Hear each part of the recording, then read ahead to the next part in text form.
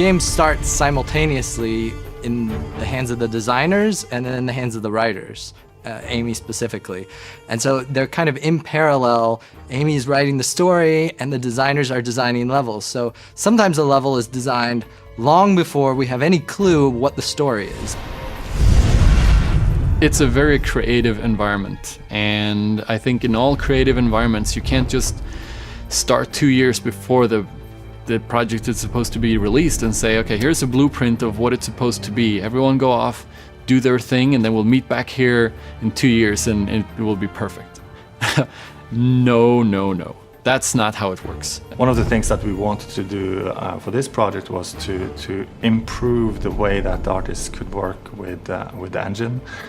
It was a bit rigid, and we were foreseeing a lot more sort of action scenes and cinematic events and all of these things, which require a lot more sort of specific control over the environment. We've expanded the scope in pretty much every way. Every feature we could think of that would make the game better, we tried it.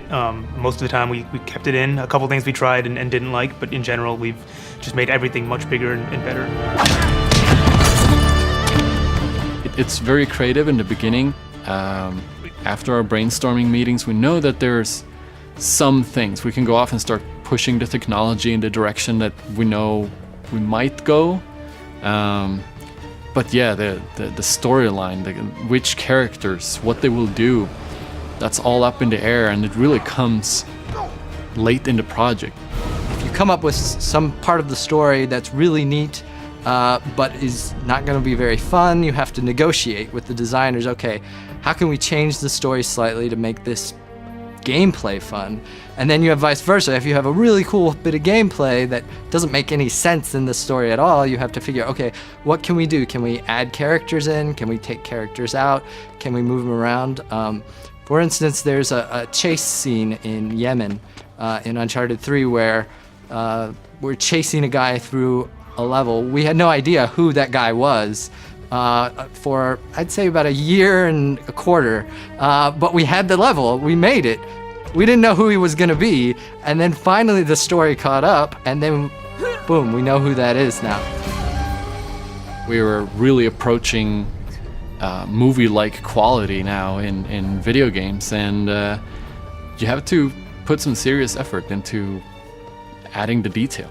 One of the main focuses is obviously characters. Our whole game is about characters and making sure that we can really deliver the environment and the storytelling that Amy and all of our designers want to portray in the game. We need to facilitate that somehow, and that is pushing the boundaries for how we do character animation, pushing the boundaries of grounding in the environment, things we didn't have in Uncharted 2 that just adds that little extra believability to the game. For example, if you're running really fast into a corridor with a 90-degree turn, you don't just happily take the corner, you actually kind of struggle, you touch the wall maybe to push yourself forward.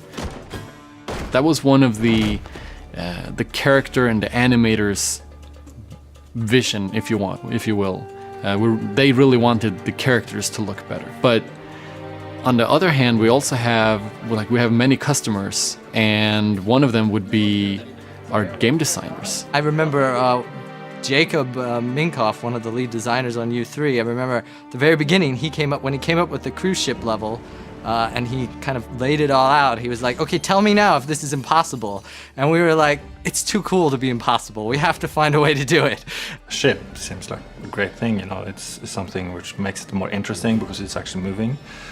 So when you climb on a boat, it's quite different from climbing on a solid structure. The biggest change for us in terms of graphics was that now you're talking about the whole group of things that is moving together. So essentially they're levels that are strung together, and the whole level is moving. It's not individual object, it's a level that is moving.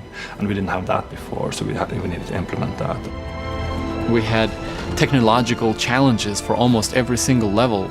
The burning and collapsing building while you're in it. The cruise ship that is actually being driven by huge, enormous waves to rotate an environment 90 degrees and have the character and the objects and everything still work, and now you're walking on like the side of the environment instead of the floor, it's not something that's trivially accomplished. Like, for instance, the water pouring down the hallways, we tried a bunch of different things.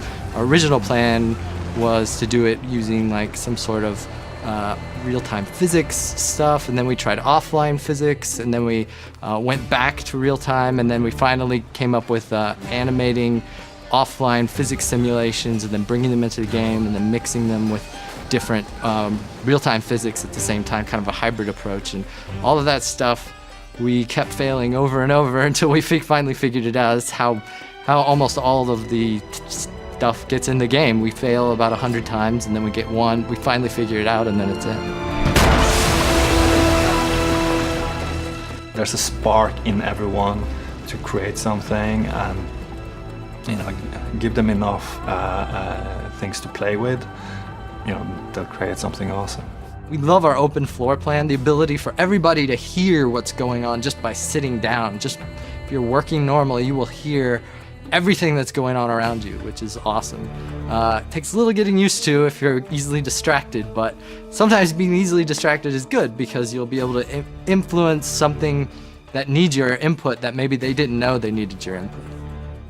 It is so fulfilling walking away and saying, you know what, that game we made, it wasn't just, which we hope, obviously, well received by our fans, but it was fun to make.